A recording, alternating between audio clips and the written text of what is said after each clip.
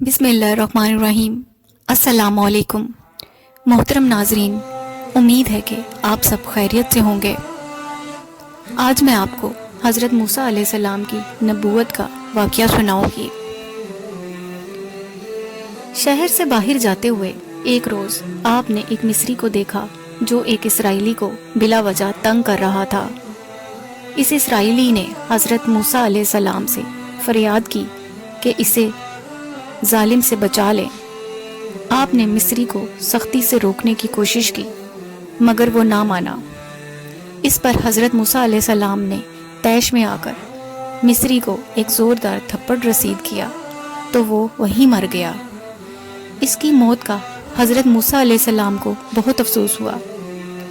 آپ کا اس شخص کو جان سے مار دینے کا ارادہ تو نہیں تھا، چنانچہ آپ نے اللہ تعالیٰ سے اس غیر ارادی غلطی کی معافی مانگی اور اللہ تعالیٰ نے آپ کو معاف فرما دیا۔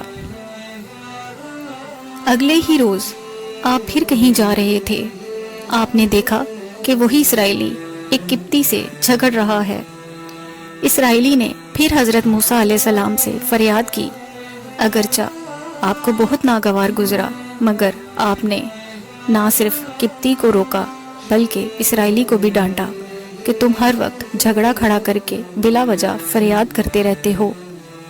حضرت موسیٰ علیہ السلام نے ان کی لڑائی روکنے کے لیے ہاتھ اٹھایا ہی تھا کہ اسرائیلی ڈر گیا اور چلایا، اے موسیٰ، جس طرح کل تم نے ایک مصری کو مار دیا تھا اسی طرح آج میری بھی جان لینا چاہتا ہے۔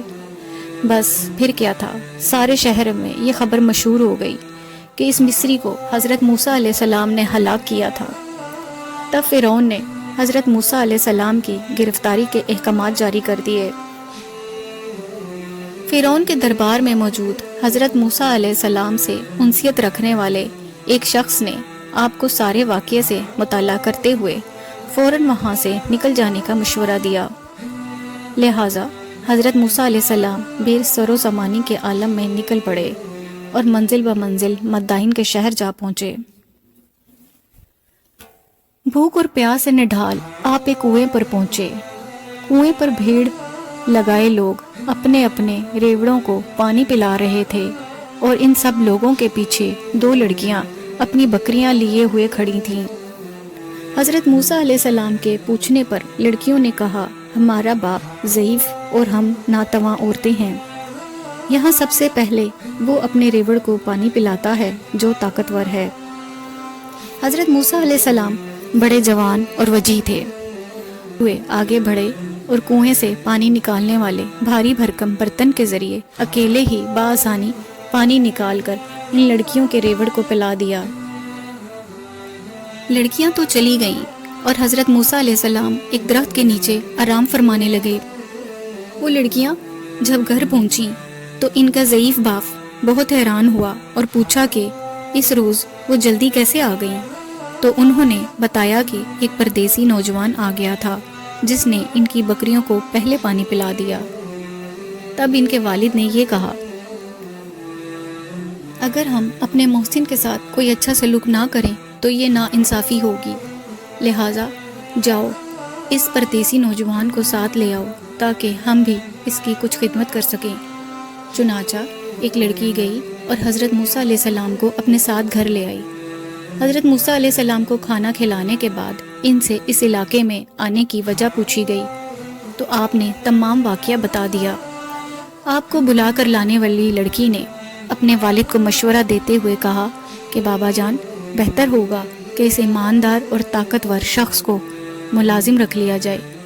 یہ سن کر اس کے ضعیف والد بہت خوش ہوئے اور حضرت موسیٰ علیہ السلام سے کہا کہ اگر تم 8 سال میری بکریاں چراؤ تو میں اپنی اس بیٹی کو تمہارے نکاح میں دے دوں گا، اور اگر تم مزید 2 سال کے لیے بکریاں چراؤ تو تمہارا احسان ہوگا۔ حضرت موسیٰ علیہ السلام نے اس پیشکش کو قبول فرما لیا اور کہا، خوشی پر چھوڑ دیجئے کہ ان دونوں میں سے جو مدت میں چاہوں اس کو پورا کر دوں۔ مقررہ مدت تک بکریاں چرانے کے بعد حضرت موسیٰ علیہ السلام کی شادی ہو گئی۔ ایک دن حضرت موسیٰ علیہ السلام اپنی بیوی کے ہمراہ بکریاں چراتے ہوئے دور نکل گئے اور راستہ بھول گئے۔ رات ہو گئی، بڑی سردی اور تاریکی تھی۔ آپ نے آگ کی تلاش میں جب نظر دوڑائی تو سامنے کوہ سینا پر چمکتا ہوا ایک شعلہ نظر آیا۔ آپ نے اپنی بیوی کو وہیں ٹھہرنے کی ہدایت کی اور کہا کہ وہ آگ لانے اور راستہ پوچھنے کے لیے جا رہے ہیں۔ آپ چلتے جا رہے تھے اور آگ دور ہوتی جا رہی تھی۔ کچھ دور تک چلنے کے بعد بھی جب آگ کے قریب نہ پہنچ پائے تو حضرت موسیٰ علیہ السلام خوفزدہ ہو کر قریب تھا کہ واپس مڑ جائیں کہ آواز آئی، اے موسیٰ، میں تیرا پروردگار ہوں، اپنا جوتا اتار دے، یہ طوبہ کی مقدس وادی ہے، میں نے تجھے رسالت کے لیے چن لیا ہے، بس جو کچھ حکم دوں اس کو غور سے سنو۔ حضرت موسیٰ علیہ السلام یہ آواز سن کر چونک گئے اور اپنے جوتے اتار دیے۔ آپ خوشی اور مسرت سے حیران کھڑے تھے کہ آواز آئی، موسیٰ، تیرے داہنے ہاتھ میں کیا ہے؟ حضرت موسیٰ نے عرض کی کہ یہ میرا عصا ہے جس سے میں بکریوں کے لیے پتے جھاڑتا ہوں اور اس کی ٹیک لگا لیتا ہوں۔ اللہ تعالیٰ کا حکم ہوا کہ اس عصا کو زمین پر ڈال دو۔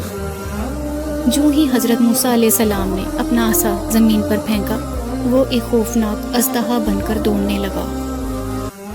حضرت موسیٰ علیہ السلام ڈر کر بھاگنے ہی والے تھے کہ اللہ تعالیٰ نے فرمایا، موسیٰ، خوف نہ کھاؤ، اسے پکڑ لو، ہم اسے پھر اسی حالت میں لوٹا دیں گے۔ جب حضرت موسیٰ علیہ السلام نے اس اژدہے کو پکڑا تو وہ پھر عصا بن گیا۔ اب اللہ تعالیٰ نے حکم دیا کہ اپنے ہاتھ کو گریبان کے اندر مس کر کے باہر نکالو، وہ روشن ہو جائے گا، اور یہ ایک بیماری کے سبب نہیں ہوگا بلکہ یہ تیرے اللہ کی نشانیاں ہیں۔ ہماری ان نشانیوں کو لے کر فرعون کے پاس جاؤ اور اسے اس کی قوم کو سیدھا رستہ دکھاؤ۔